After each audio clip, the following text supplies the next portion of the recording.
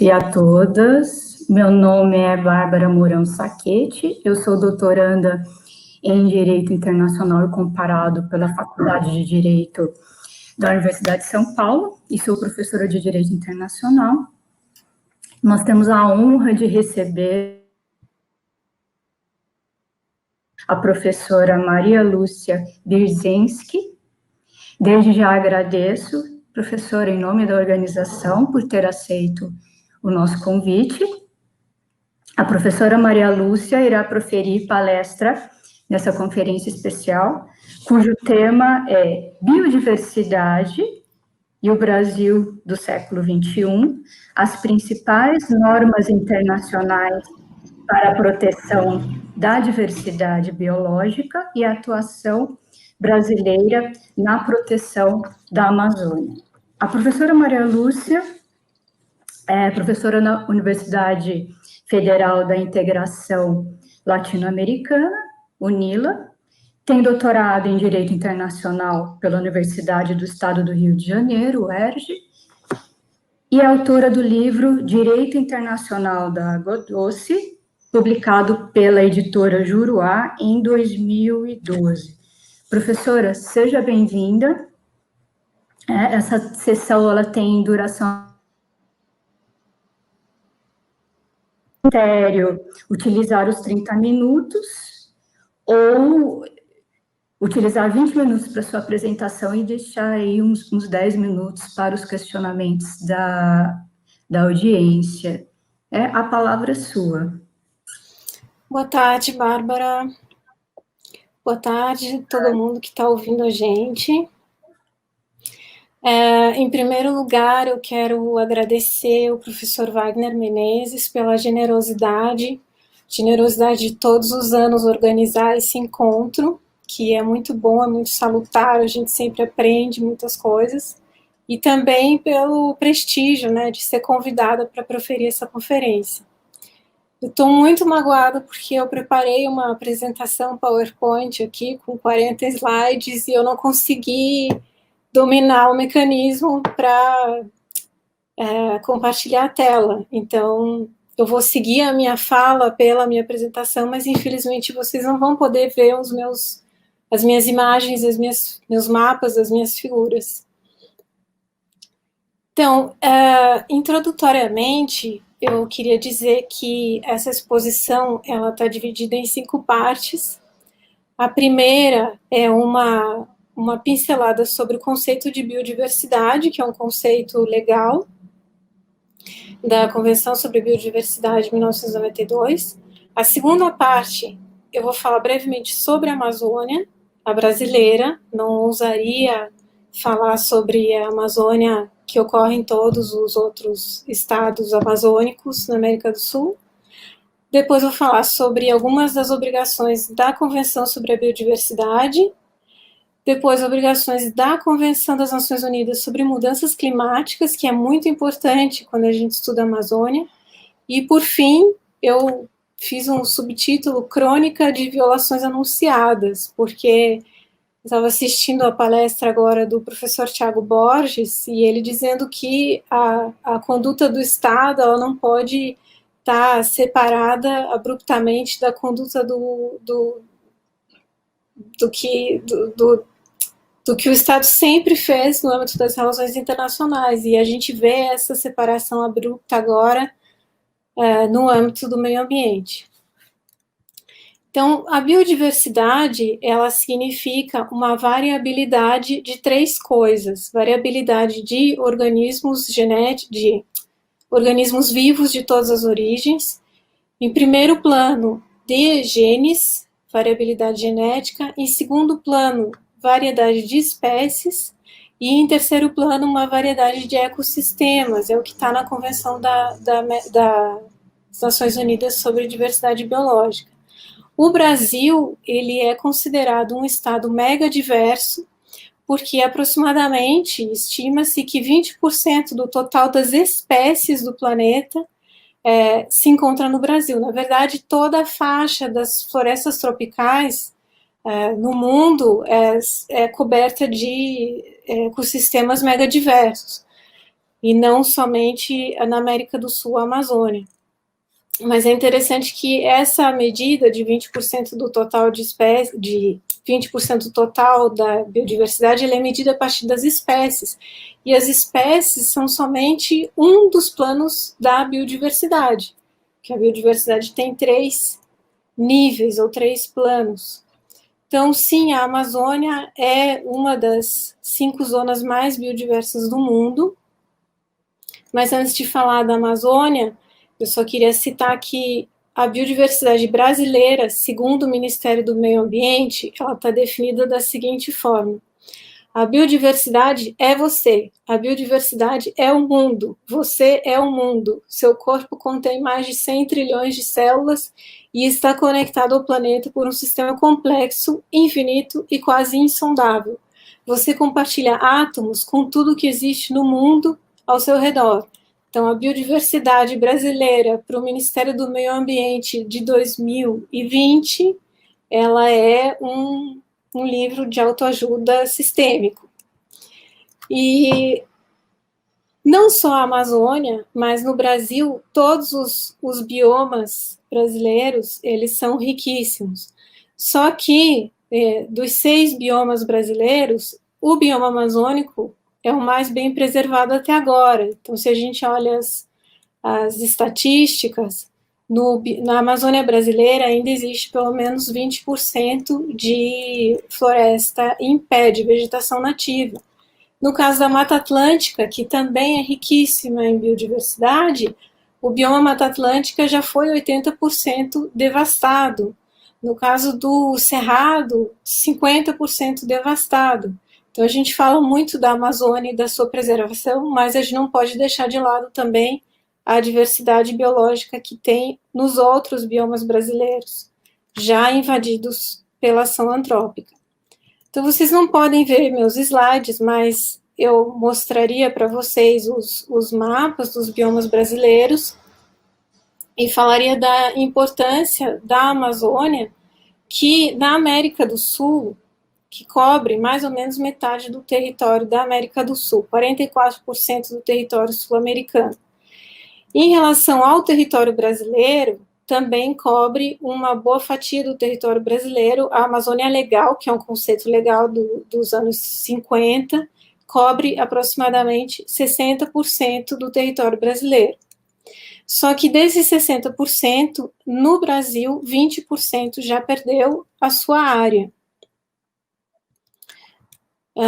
A Amazônia, a página do Ministério do Meio Ambiente sobre a Amazônia, tem 5 parágrafos. E o primeiro é o mais interessante, eu vou me permitir ler para vocês. A Amazônia é quase mítica, um verde e vasto mundo de águas e florestas, onde as copas das árvores imensas escondem o úmido nascimento, reprodução e morte de mais de 1/3 das espécies que vivem sobre a Terra. Bom, quais são as normas internacionais que incidem sobre a atuação brasileira a respeito do bioma amazônico? Uma breve nota de rodapé mental: essa exposição ela não está baseada em nenhuma pesquisa que eu fiz sobre a Amazônia. Na verdade, ela é o conjunto de uma série de elementos que eu venho estudando há algum tempo, na esperança e foram reunidos aqui na esperança de motivar mais pessoas a estudar esse assunto, porque não conheço assunto que seja mais urgente na pauta interna do Brasil hoje. Então, vamos às normas internacionais. Evidentemente, não posso deixar de mencionar o Tratado de Cooperação Amazônica de 1978. É um tratado que foi negociado e firmado no âmbito de uma controvérsia internacional. Vocês vão ver que parece um disco riscado, uma controvérsia internacional sobre a internacionalização da Amazônia. Então, a América do Sul estava cheia de governos militares e eles queriam, de alguma forma, proclamar a soberania desses estados sobre a Amazônia. Então, o Tratado de Cooperação Amazônica, ele é muito genérico, ele é curto, ele é a melhor expressão daquilo que o saudoso Guido Soares chamava de soft law, em termos de obrigações sem prazo, obrigações só de meio, nunca obrigações de resultados, a falta de sanções. Então, é um tratado muito genérico que impõe obrigações de cooperação técnica, cooperação científica, na área educacional, protocolos de intercâmbio de informações.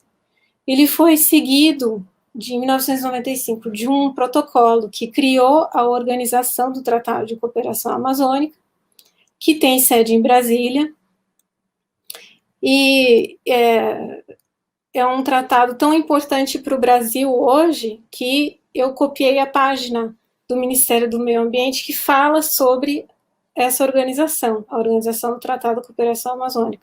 E vocês não podem ver, mas se vocês puderem acessar depois o site, por favor, é uma página em branco, a página do Ministério do Meio Ambiente brasileiro sobre o Tratado de Cooperação Amazônica. Mas a gente tem que citar, porque no âmbito internacional, quando a gente discute as bacias hidrográficas, é sempre um tratado modelo, o Tratado de Cooperação Amazônica, porque é raro termos tratados multilaterais tão bonitos como esse.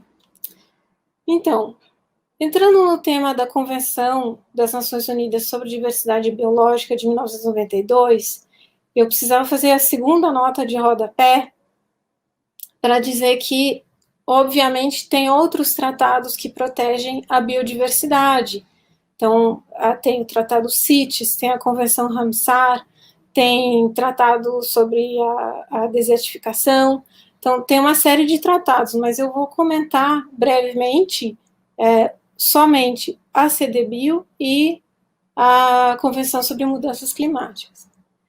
Então, na Convenção sobre Diversidade Biológica, a gente tem 3 objetivos. Normalmente, a gente se atém ao objetivo mais vordergrund, que está mais no primeiro plano, que é a conservação da biodiversidade. Mas, na verdade, a Convenção da ONU sobre Diversidade Biológica, ela tem 3 objetivos. A conservação da biodiversidade é um deles, mas também tem o objetivo de garantir a utilização sustentável dos componentes da biodiversidade e também a repartição justa e equitativa dos benefícios derivados da utilização dos recursos genéticos.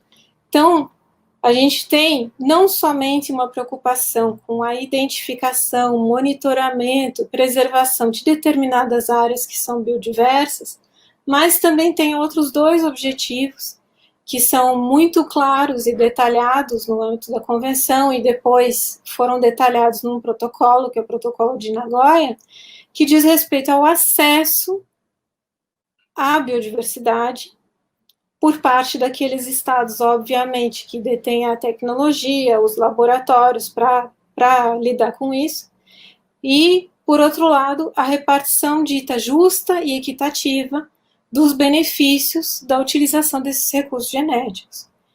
Então, na Convenção sobre Biodiversidade, assim como na Convenção sobre Mudanças Climáticas, tem uma distinção muito clara entre 2 tipos de estado. Tem os estados-parte que têm biodiversidade, ou seja, aqueles estados em vias de desenvolvimento, são aqueles estados que não desmataram tudo, genericamente são os estados ditos pobres, mas que têm ainda floresta em pé, e, por outro lado, países desenvolvidos que têm uma indústria muito bem desenvolvida, têm a tecnologia necessária para utilizar a biodiversidade. Tanto na Convenção sobre Mudanças Climáticas, quanto na Convenção sobre Diversidade Biológica, a gente vê essa clivagem entre os estados-parte. Eu acabei de assistir uma palestra super interessante de uma professora do Rio, Alexandre Alexias. Ela falou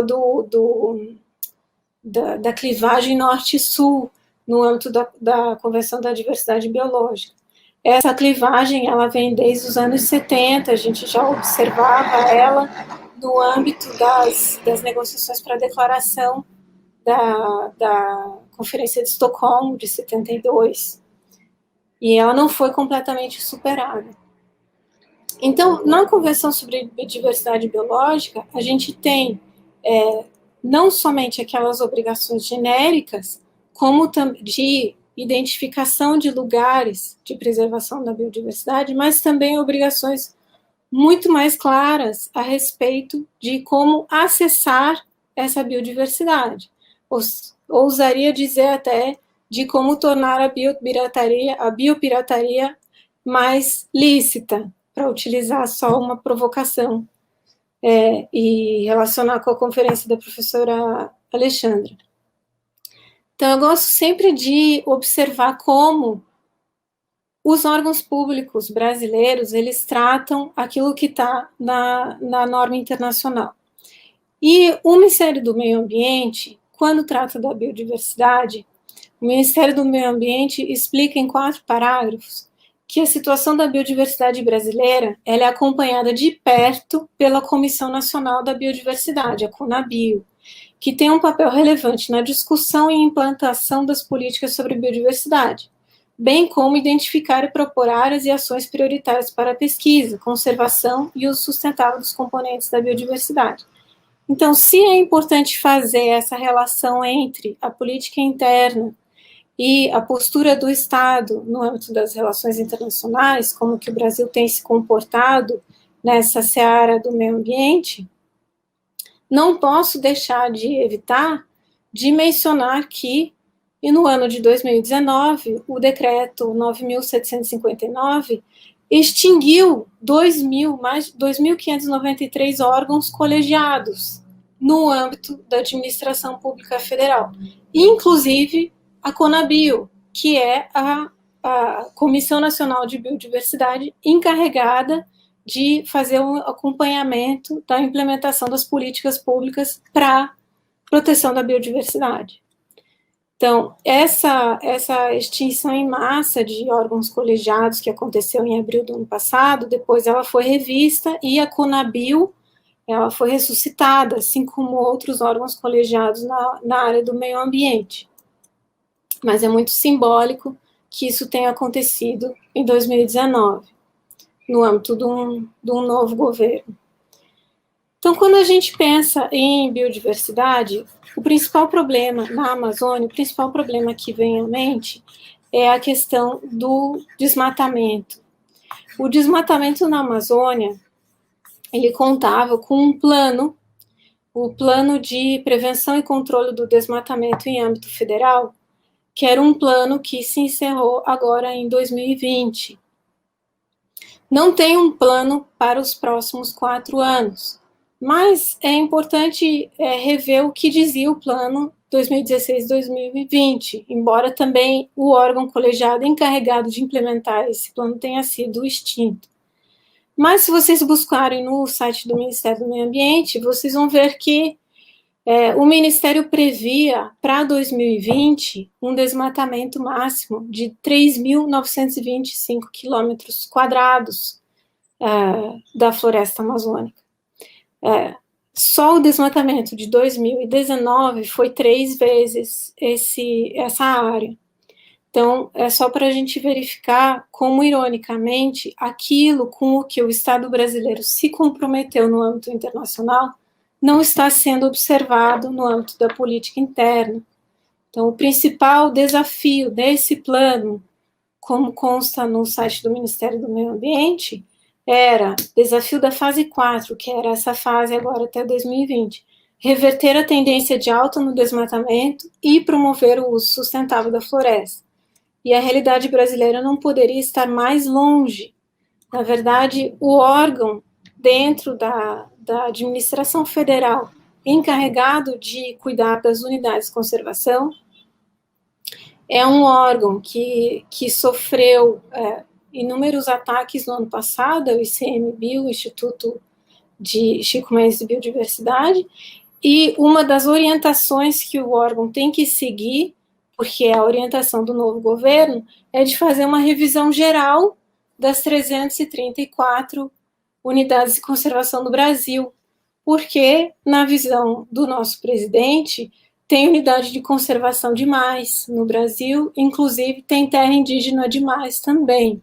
E, na visão dele, essas áreas preservadas, elas representam um desrespeito à soberania do Brasil, porque elas excluem a possibilidade de exploração dessas áreas por parte do capitalismo brasileiro. Bom, não tem como falar de Amazônia e de biodiversidade sem falar também da Convenção sobre Mudanças Climáticas. E, igualmente, no âmbito das mudanças climáticas, a Convenção tem vários objetivos, além daqueles que aparecem em primeiro plano. Então, a gente imagina a Convenção das Nações Unidas sobre Mudanças Climáticas, ela quer evitar o aquecimento global. Errado. O objetivo primeiro da Convenção das Nações Unidas é estabilizar os níveis de emissão de gases de efeito estufa na atmosfera. Estabilizar em que nível? Até o nível que não haja uma interferência perigosa no sistema climático. Com que prazo? Não se sabe, mas na Convenção está escrito, no prazo que permita a adaptação natural dos ecossistemas às mudanças climáticas. Desde que, duas condições, desde que não haja ameaça à produção de alimentos e desde que se permita o desenvolvimento. Então, tanto na CDBio como nas mudanças climáticas, na Convenção sobre Mudanças Climáticas, tem obrigações distintas para os países que são países desenvolvidos e para os países que não são tão desenvolvidos assim, porque aqui também ainda tem a clivagem entre aqueles que mantêm a floresta em pé e que têm ainda biodiversidade e que, portanto, também têm condições de frear a emissão de gases de efeito estufa, e aqueles outros estados já desenvolvidos que já essa premissa não é muito correta, mas é o que consta na CDB, que já acabaram com toda a sua biodiversidade e que já emitiram tudo o que podiam de gases de efeito estufa. E por causa dessa clivagem, existem obrigações distintas, obrigações distintas para as partes desenvolvidas e para as partes ditas em desenvolvimento.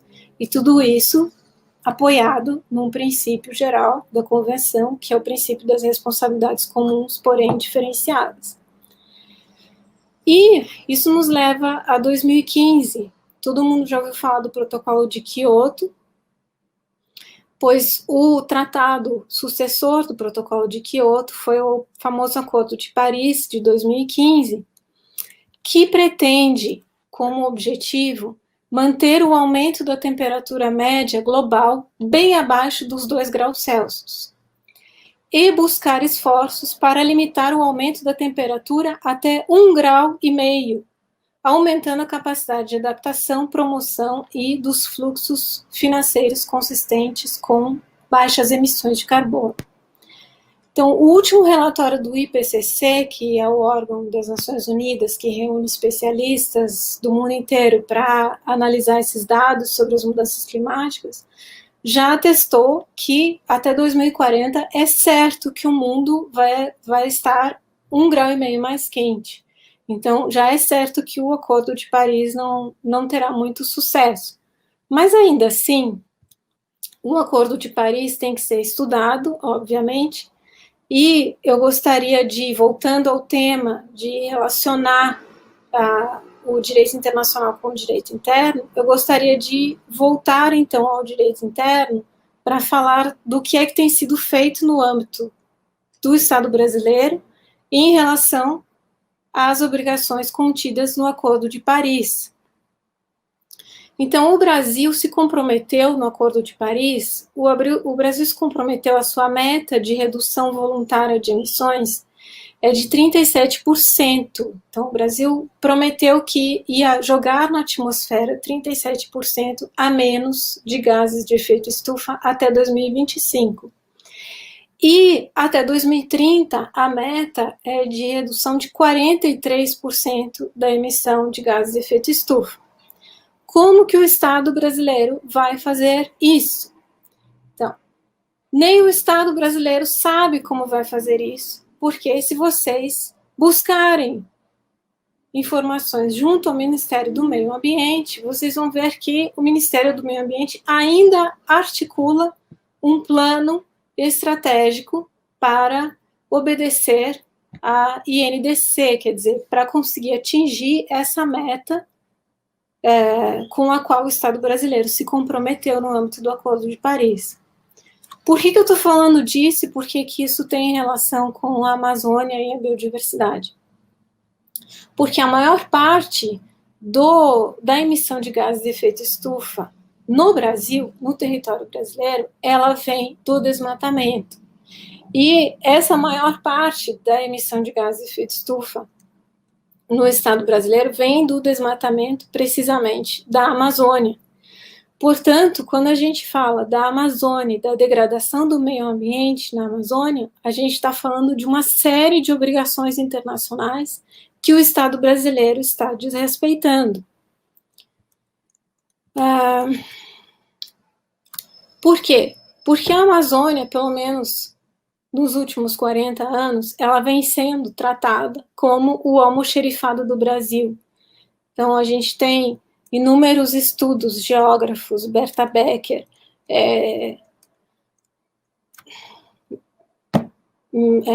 fugiu um outro nome agora, mas tem inúmeros estudos, Andrea Zori, que demonstram que dos anos 70 para cá, esses 20% de perda da floresta amazônica, ela se deu com base, esses 20% se deu com base numa política de extrativismo puro e simples. Então, o que é que provoca essa perda, o que provocou essa perda de 20% da floresta amazônica? A madeira, o gado, a soja e os minérios. Então, além disso, é importante ressaltar que a Amazônia, além de ser o almoxerifado do Brasil, em termos de minérios, em termos desses recursos naturais, a Amazônia também é o almoxerifado energético do Brasil, porque a Amazônia ela é considerada em todos os sucessivos planos da Empresa Brasileira de Pesquisa Energética, é considerada o filé, é o local privilegiado onde estão 80% dos projetos de novas usinas hidrelétricas, ou seja, toda a expansão do parque hidrelétrico brasileiro, toda a expansão da geração de energia hidrelétrica brasileira, ela tem que acontecer na Amazônia, porque nos outros lugares, que corresponde a 20% desse planejamento, nos outros lugares já não tem mais onde fazer usina. A única coisa que nos salva em relação à usina hidrelétrica é o fato de que a gente já não tem mais tanto dinheiro como tinha em 2010 para fazer a hidrelétrica de Belo Monte. Então, o Brasil já não consegue mais empatar 40 bilhões de reais numa usina hidrelétrica, como foi possível há 10 anos atrás. Então, isso nos leva a um pequeno comentário maldoso que eu ia fazer agora, a respeito da posição do Brasil nas relações internacionais. A diplomacia brasileira, ela gozava de amplo prestígio nas relações internacionais, na área do meio ambiente. O Brasil era considerado um relevante player. O Brasil sediou as conferências ambientais, o Brasil, os seus diplomatas faziam um excelente trabalho. E, no entanto, de 2019 para cá, bom, vou pular uma parte do que eu ia falar, mas de 2019 para cá, o Brasil se tornou um verdadeiro pária. Então, não sou eu que estou dizendo isso, eu não ousaria falar mal assim do governo brasileiro, quem fala isso é a imprensa do mundo todo, que o protagonismo da agenda ambiental do Brasil já era. E até a imprensa nacional tem publicado muitas reportagens em que se analisa tanto a desestruturação do setor ambiental dentro do Itamaraty, que antes tinha um corpo de diplomatas super qualificados, sêniores, muitos participaram dos congressos de direito internacional, e tanto por meio disso, como por meio do desmonte do Ministério do Meio Ambiente. Então, a última parte da minha fala, ela estava intitulada Crônica de Violações Anunciadas, porque eu pretendia mostrar para vocês os inúmeros gráficos do INPE, do Instituto Nacional de Pesquisas Espaciais, que é quem faz o monitoramento das pesquisas na Amazônia, do desmatamento na Amazônia. Esses gráficos demonstram que o desmatamento na Amazônia, ele não parou de crescer de 2014 até agora.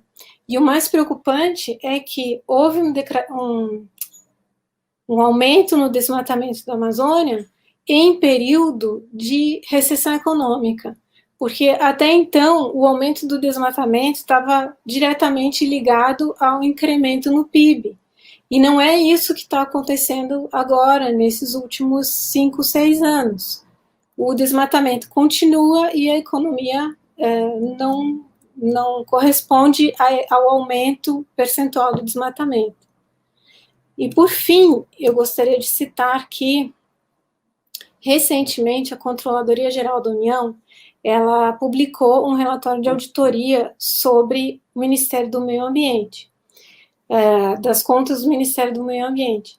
Então, nas conclusões da CGU, a primeira conclusão relevante que eu preciso citar é o fato de que não tem planejamento no Ministério do Meio Ambiente. Se não tem planejamento, não tem nem como avaliar os resultados, porque não tem objetivo, não tem diretriz, não tem meta, não tem nada quantificável para se dizer que a atuação foi correta ou não, se os resultados foram consistentes ou não. Segunda conclusão do relatório da CGU é o fato de que as alterações na estrutura regimental do Ministério e também aquele ato simpático de abril de 2019, que extinguiu 2.500 órgãos colegiados, provocou a descontinuidade em uma série de políticas, porque diversos órgãos que estavam encarregados de acompanhar a implementação dessas políticas na área do meio ambiente foram extintos. Por exemplo, a Conabio, que era a Comissão Nacional de Biodiversidade, e o Comitê Interministerial sobre Mudança do Clima. Então, isso certamente prejudicou a continuidade desses programas. E a terceira conclusão da CGU é que não basta a União cortar as verbas destinadas à implementação desses programas na área ambiental. Além de cortar as verbas, a União também se abstém de executar a dotação orçamentária que ela recebe. Exemplo, no programa Mudança do Clima, que é um dos principais do Ministério do Meio Ambiente, só 13% em 2019, só 13% da dotação orçamentária foi executada, ou seja, o Ministério do Meio Ambiente deliberadamente decidiu por fazer apenas 13% daquilo que tinha direito de fazer, ou daquilo que tinha dinheiro para fazer. E no programa de conservação e uso sustentável da biodiversidade, foram 14% que foram executados. Então, a baixa execução orçamentária desses programas por parte das autoridades públicas brasileiras revela que o Estado brasileiro está em vias de desrespeitar triunfalmente as suas obrigações no âmbito internacional, na área do meio ambiente. Então, por aqui, eu gostaria de ter uma consideração final um pouquinho mais otimista. Eu até usei um quadrinho na minha apresentação, mas vocês não podem ver, então eu agradeço a atenção e eu espero que eu tenha provocado vocês a estudar esse assunto. Professora, muito obrigada pela sua apresentação. Aliás, você driblou com maestria a falta dos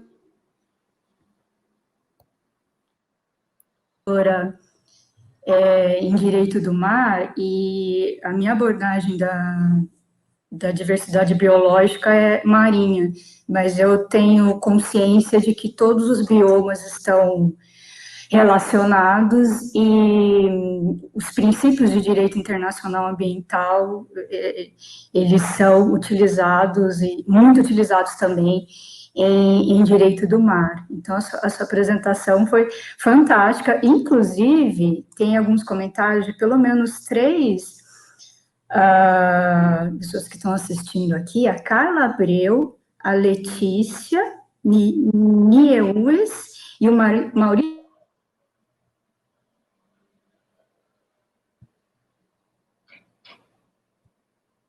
Então, não sei se você poderia disponibilizar o seu e-mail para que eles entrassem em contato. Claro. Com você.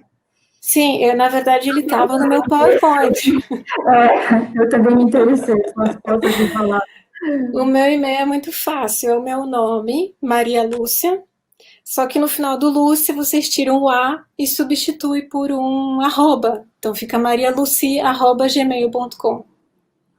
Tá certo? Então, quem está assistindo, que puder... Eu não sei se eu posso escrever aqui no chat para todos. Bom, professora, então eu gostaria de concluir aqui essa sessão, esse painel, agradecendo mais uma vez pela sua brilhante apresentação. Desculpe que não pudemos ajudá-la na questão dos seus slides, mas com certeza a sua fala supriu muito também a falta dos slides, e muito obrigada mais uma vez por ter aceito o convite. 30 segundos. Claro, fica 30 segundos. Eu quero agradecer a organização do evento, e na pessoa da Bárbara agora, por toda a ajuda e o apoio que vocês deram esse tempo todo. Nós é que agradecemos, professora.